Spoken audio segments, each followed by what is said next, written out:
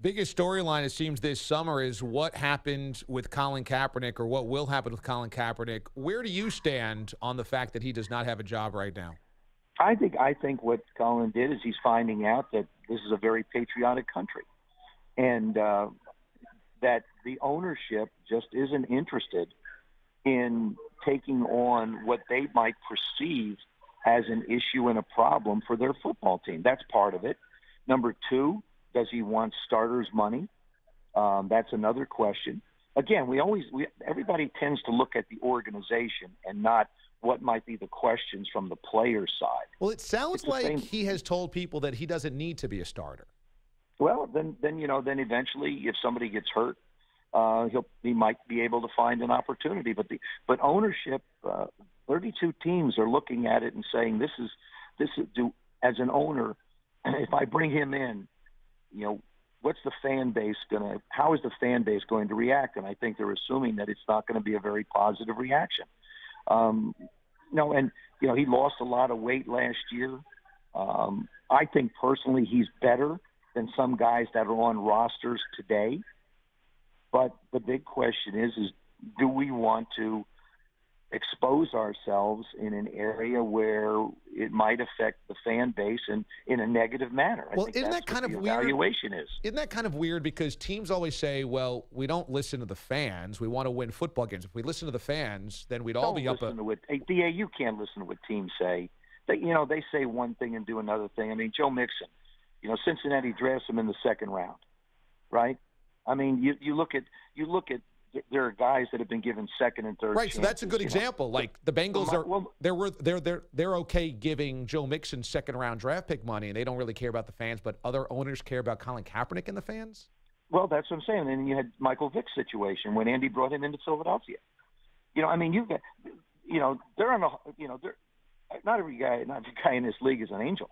Not every guy has done things. I just think that in this day and age, and this is what you have to understand, in society today, there are things that are extremely sensitive to people.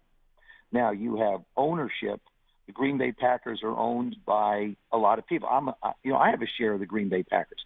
I just, it's a part of Americana. It's part of football history to have a chance to be part of own a piece of a franchise like that.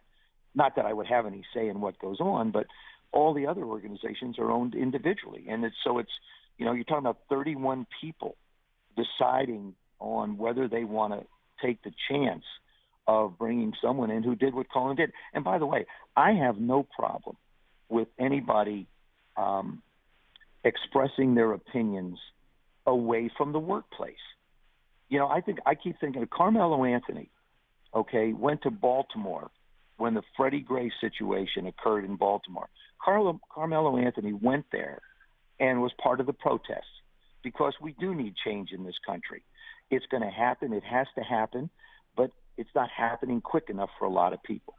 But he didn't do it during the Olympics. He didn't do it during when he had the uniform on. That's true, but where else is Colin Kaepernick going to kneel for a national anthem? There are no other national anthems. But I'm saying, but if you have a problem with what's going on, you don't do it there.